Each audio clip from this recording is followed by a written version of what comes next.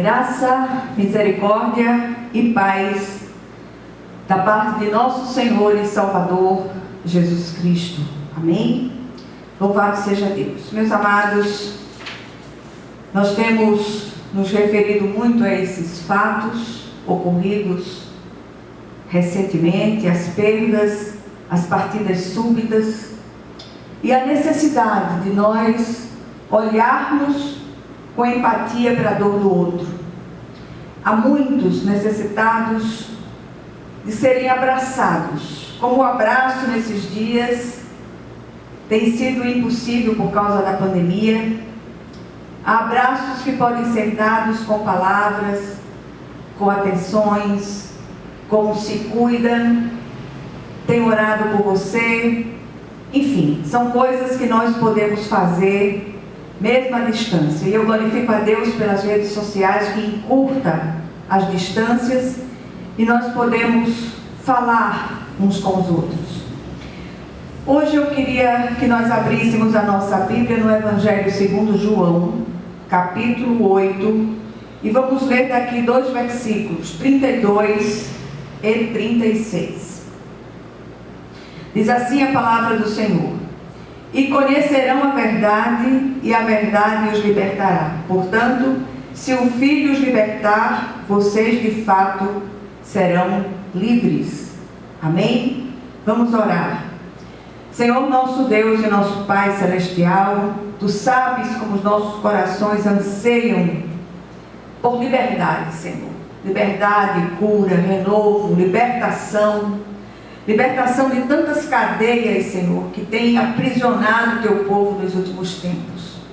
E eu glorifico a Ti, Senhor, porque o Senhor tem nos amparado, nos sustentado, nos conduzido com a Sua mão direita fiel. Nós continuamos pedindo a consolação do Espírito para as famílias enlutadas, que o Senhor especialmente esteja visitando os enfermos. Hoje, de uma maneira muito especial, quero clamar pela vida de Mateus Benevides, que o Senhor esteja ali abençoando aquele querido, que o Senhor esteja ali restaurando a sua saúde e que tudo seja feito para a honra e glória do Teu nome, em nome de Jesus. Vem ministrar essa palavra ao nosso coração, aos nossos corações tão necessitados dessa presença gloriosa do Teu Espírito. E seja assim em nome de Jesus. Amém. Meus amados, como nós dissemos, precisamos focar na pessoa do Cristo. O Senhor é a vida, o Senhor é a verdade, o Senhor é a luz, o Senhor é a verdade que nos tira de todo engano, o Senhor é a luz que nos ilumina o caminho, o Senhor é o caminho e o Senhor é a liberdade ou a libertação.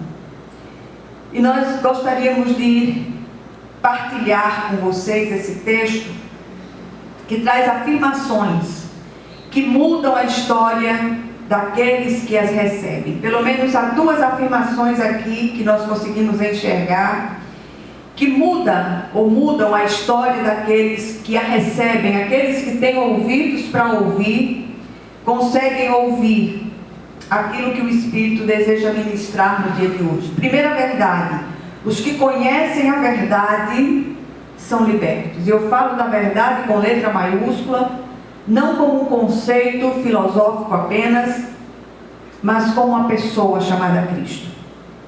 Segundo lugar, aqueles aos quais Cristo libertar serão de fato livres. E que liberdade é essa de que o Senhor fala nesse texto? Que libertação é essa? De todas as cadeias espirituais interiores que aprisionam os homens sobre a terra. Mesmo aqueles que estão encarcerados em prisões humanas, se eles enxergarem isso, verdadeiramente eles se sentem livres. E aí nós chamamos vocês para refletirmos um pouco a respeito de tudo isso que nós lemos agora, desses 2 versículos que são ícones da nossa própria libertação. Primeiro, não há sensação mais desoladora do que a de se sentir aprisionado. Conheço tantas pessoas aprisionadas, ligadas de uma maneira terrível a um passado que as aprisiona. Às vezes, o que nos oprime são contingências ou julgos familiares. Seja qual for o elemento opressor, é terrivelmente angustiante se sentir assim. O pior julgo ainda é o espiritual. Olhar para Cristo como a verdade que liberta é alentador sobre todos os aspectos. Só aqueles que conhecem o jugo espiritual sabem do que estamos falando aqui. Conheço tantas pessoas que vivem aprisionadas e não enxergam a liberdade que é o Cristo. Em segundo lugar, no encontro de Jesus, de Pilatos com Jesus, relatado nos Evangelhos, prestemos atenção a este diálogo. Então você é rei? Disse Pilatos. Jesus respondeu: tu dizes que sou rei. De fato, por esta razão nasci e para isto vim ao mundo, para testemunhar da verdade. Todos os que são da verdade me ouvem. Que é a verdade? Perguntou Pilatos. Ele pergunta o que é a verdade. Esta pergunta ecoa ainda hoje. Ficou sem resposta naqueles dias. Porque Jesus e Pilatos estavam falando de coisas diferentes. Enquanto Pilatos talvez tivesse em mente um conceito filosófico acerca da verdade, a própria verdade estava diante dele e ele não tinha olhos para ver, para enxergar, para perceber. Talvez a pergunta correta fosse: quem é a verdade? O silêncio de Jesus aqui não significa que ele não soubesse a resposta sobre o assunto, visto que ele próprio é a verdade. Aliás, esta resposta já havia sido dada antes mesmo da pergunta ser formulada. A resposta tinha chegado diante de Pilatos, mas ele não tinha olhos para ver. Que o Senhor nos ajude a compreender as coisas espirituais. Eu falava nesses dias com um irmão, um pastor, e dizia a ele: olha, a gente está vivendo uma deflação de sabedoria e discernimento no nosso meio. Os nossos olhos espirituais precisam ser abertos para que nós possamos enxergar aquilo que tão generosamente tem sido ministrado aos nossos corações dia após dia. Em terceiro lugar, Jesus, em outro momento deste mesmo evangelho, traz a resposta à pergunta de Pilatos. Ele diz: eu sou o caminho, a verdade e a vida. Ninguém vem ao Pai a não ser por mim. O Senhor é a vereda e o destino para os que se encontram sem rumo. Ele é a verdade para os que estão encarcerados pelo engano. E Ele é a vida para todos os que estão mortos em seus delitos e pecados. Contudo, se faz necessário que os olhos espirituais sejam desvendados para que se possa compreender aquilo que aqui está sendo tratado. A verdade se revela a quem quer se revelar.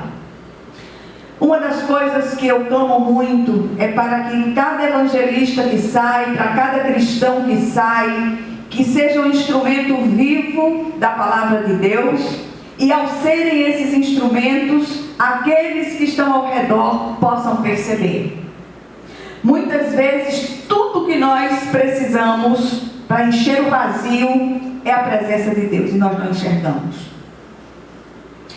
O que nós aprendemos aqui rapidamente, neste dia de culto pelas causas impossíveis, onde nós oramos semana após semana por essas causas, e a maior das causas impossíveis é que os olhos espirituais sejam abertos. Impossível para o homem, mas não para Deus.